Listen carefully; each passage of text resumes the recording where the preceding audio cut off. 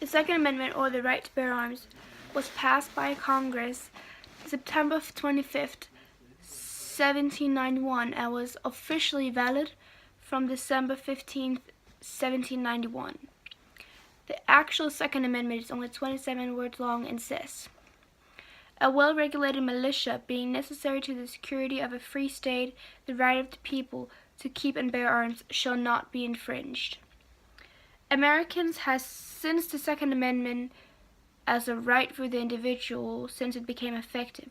The Second Amendment was made to form a militia, but it has since been interpreted as a right for every civilian individual to protect themselves. One of the main or center organizations in this cause and very involved with the Second Amendment is the National Rifle Association, also called NRA. And NRA is a non-profit organization who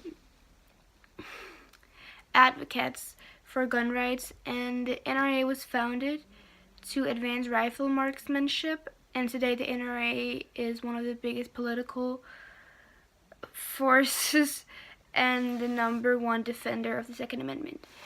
The NRA doesn't only use all this time with the Second Amendment, but they actually also teach about gun safety and help people get the rights to get. Okay, so I shortly want to talk about the general rules to buy a gun in America. And the legal ages are different in the different states. So in some states you have to be 16 to buy a gun, and in other states you have to be 18 or 21.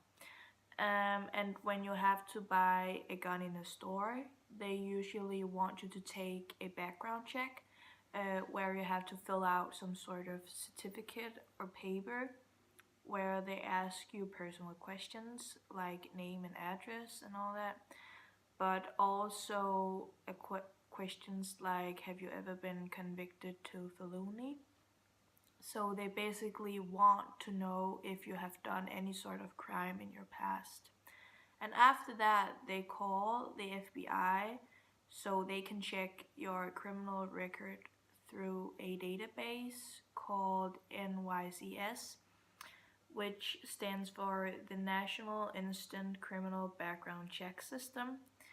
And basically, they can see there if you have done any sort of crime. And yeah, it is quite rare that the purchase is denied based on the background check.